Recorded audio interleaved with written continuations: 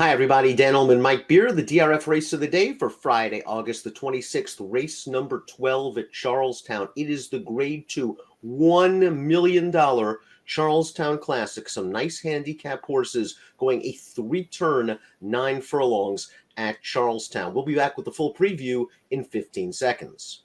Want to view free Formulator past performances for this race? Head to the Race of the Day page at DRF.com. Don't forget to subscribe to the Daily Racing Form YouTube channel and bet this card with DRF Bets.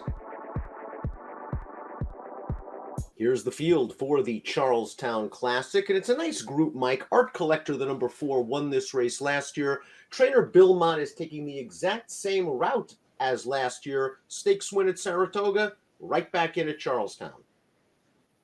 Yeah, I mean, he came back off a little bit of a layoff last time at Saratoga, and basically looked as good as ever. Dan, it feels like he's coming into this race, primed to defend his title.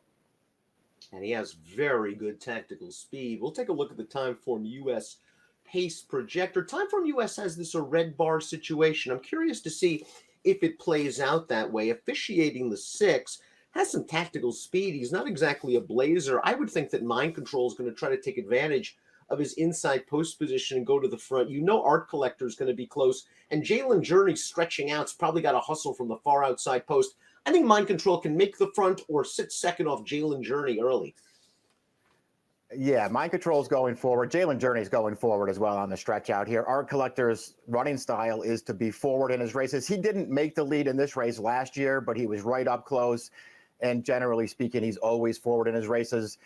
There's no way officiating makes the lead in here. And if the pace is fast, he has absolutely no chance to make the front. If the pace is fast, it would help a horse like the number 1, Plot the Dots, who likely needs a little bit of help from a class perspective. This horse earned a stakes placing last time out in the deputed testimony, but was no match for Riding with Biden as the beaten favorite. He's a big, hulking son of Uncle Mo. A mile and an eighth is good for him. I'm not sure a mile and an eighth around tight turns is going to work, but he'll get a fast pace. Maybe he can get a piece at a price. Yeah, maybe it can. I mean, if nothing else, since he's been claimed by this trainer, Claudio Gonzalez, 5 dirt starts. He's run well in all of them, a couple of wins, hit the board all 5 times. His figures have basically held up for this trainer. It just feels like he's in a pretty tough spot here, Dan. That last start, Riding with Biden, who beat him, I guess he's okay. I wouldn't like Riding with Biden in here. The number 2 is Mind Control. He's a really cool veteran son of Stay Thirsty. He's banked over $1.5 million. And for most of his career, his connections have kept him sprinting. They've only stretched him out to a mile twice since being transferred to the Todd Pletcher barn. He won both of those races, although in the first one, the Parks Dirt Mile, I'm still trying to figure out how the runner-up Silver State snatched defeat from the jaws of victory. But last time out, Mind Control did some good things. Let's watch the great Salvatore Mile. The horse to beat was Hot Rod Charlie, who conceded the lead to Mind Control on the backstretch. Hot Rod Charlie has the momentum to 3/16, but Mind Control says, no, you don't. Yeah, I mean, just another very game performance. That's what we're used to from this horse now. He's a multiple Grade 1 winner. It's going to be very interesting to see what he does here, Dan. I find it hard to knock his form overall since Pletcher's taken over. On the other hand, he's got the 2 wins going the 2-turn miles. He was beaten in the stretch of both of those races and somehow managed to fight back to win them. I really don't know what to make of him. I really like this horse. I'm having a really hard time buying into him. It looks like on paper he's maybe better than ever, and I just don't quite see it. He's gonna have to prove it to me in this race. Hot Rod Charlie would come back to run third in the Whitney with a 104 Beyer speed figure. This distance is a big question mark for Mind Control, stretching all the way out to a mile and an eighth. But perhaps Todd figures that with this quirky configuration and the tight turns and sort of this horse's sprinter miler build, he'll be able to handle it. The 3 is Last Samurai, and this horse won the Grade 2 Oaklawn Handicap for Dallas Stewart back in April. Wayne Lucas has had this horse in his last 2, including this race at Ellis Park, going a mile. And Last Samurai is right in the thick of things turning into the stretch. He's going to finish an even third, a respectable 96 Beyer, but stretching out to a mile and an eighth should help. It's his best distance.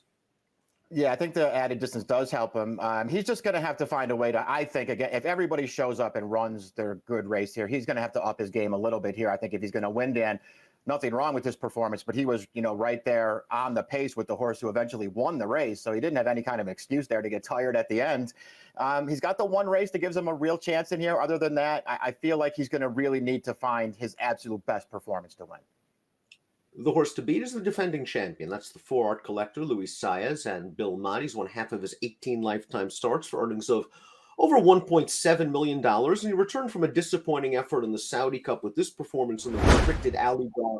Mott found a great spot for Art Collector. He went to the front in this race. He controlled the pace, and he finished it off like he's back in form. Yeah, he really did. I mean, this is a good field for him to return in because he's just better than all these horses that are chasing him.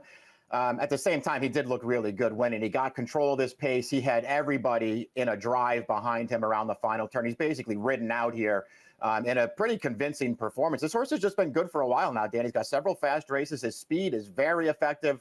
9 furlongs, no problem for him. And he showed, I personally think he's best when he can make the lead, but he showed in this race last year that he could sit off another horse and still deliver. Trainer Lynn Cash has a couple in here. The 5 is Treasure Trove, taken for $50,000, 3 starts pack. 0 for 2 for the new connections. 5th last time out in the Fort Lauren to Churchill Downs. Solid 91 buyer speed figure, but this is a horse that simply has to improve by leaps and bounds. Listen, it's new connections taking a shot here at a pretty big purse. And we'll just see if he can maybe pull the right kind of trip in here. I guess he's just going to hope, Dan, that the pace does get fast in front of him. He can sit back and make one run. Officiating is a useful horse for trainer Sappy Joseph. He's a graded stakes winner going 7 furlongs. He's a graded stakes winner in the 1 1/8. The race will show you right now the Prairie Wars Cornhusker, and he was stretching out and he had to prove he was going to handle this distance. He's had a very nice trip. He has the tactical speed to work out these sort of trips, and he gets away from the field late, and he beat 3 next out winners. So officiating beat a solid group, but the 4th place finisher, one of the next out winners, would come back to score at Canterbury with a 93 buyer. This is a step up in class. Yeah, it is. They're doing it at the right time, though. I like the direction officiating is heading in anyway. That race that we just watched, he kind of just had, it was actually a decent field behind him. He just had all the best of it there, sitting up close to a really slow pace. I mean, they were crawling early in there, and he had plenty left once he took over to score. I like that performance from him. I just like the direction he's heading in, Dan. I had high hopes for this horse early on. It took him forever to figure it out, but I do think he's in the best form of his career now. If you like horses for courses, there's no more of an example than the number 7, Muad'Dib, who is a perfect 10 for 10 in his career. All 10 of those victories have come at Charlestown, including this performance. His first start off an 8.5-month layoff against fellow West Virginia breds. He didn't break very well in this race, but he gets to the outside and he asserts his class. He's going to have to improve from a speed figure standpoint as he steps up into this graded $1 million race. But how can you knock a perfect 10 for 10 animal? Yeah, you can't. He shows up and he wins every time. He's won over this distance a couple of times. He can do it in different ways too. He seems like a very versatile horse up close or from off the pace. None of that stuff matters. If you just go strictly by speed figures, he probably can't win here, Dan. This is a huge step up in class, but he's got all the intangibles working for him. Jalen Journey completes the field for Cash. This horse will stretch out to a rout for the first time since winning a first level 1-turn mile at Gulfstream back in 2019. Here's his last race, the Chesapeake. Jalen Journey, well, he's the steward's best friend. I mean, actually, we won't have Jalen Journey's last race. Jalen Journey, I mean, he won the DeFrancis Dash, placed first via disqualification. That race last fall. And last time out in the Chesapeake, placed first again via disqualification. He's in good form. He does have speed. It's a big question, the distance. Yeah, huge question, the distance. I don't know. I don't see how he's really going to be effective at the 9 furlong distance, although that 3-turn configuration, I guess you can get some crazy results, and he is going to be forward in this race. I couldn't make a case for him, Dan, but I guess he could play. He could have be a factor in the outcome here just because of his speed.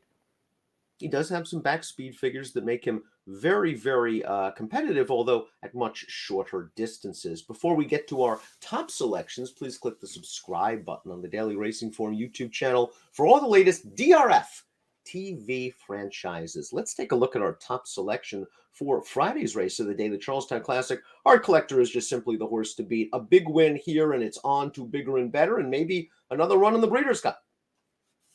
Yeah, I guess that's probably where they're going to be pointing this horse. We'll see how he does in this race first. I thought it was a good spot for him, Dan. I just couldn't really latch on to the alternative. I wanted to bet against him, so I have Art Collector on top. I think if Mind Control is going to win a mile and an eighth graded stakes race, it'll be at Charlestown, where he can get forwardly placed around those tight turns. He's in very, very good form right now for Pletcher. I'll take a stab with Mind Control in here. 2846 for me, 4627 for Mike. It's the $1 million Charlestown Classic on Friday evening, race number 12. Good luck.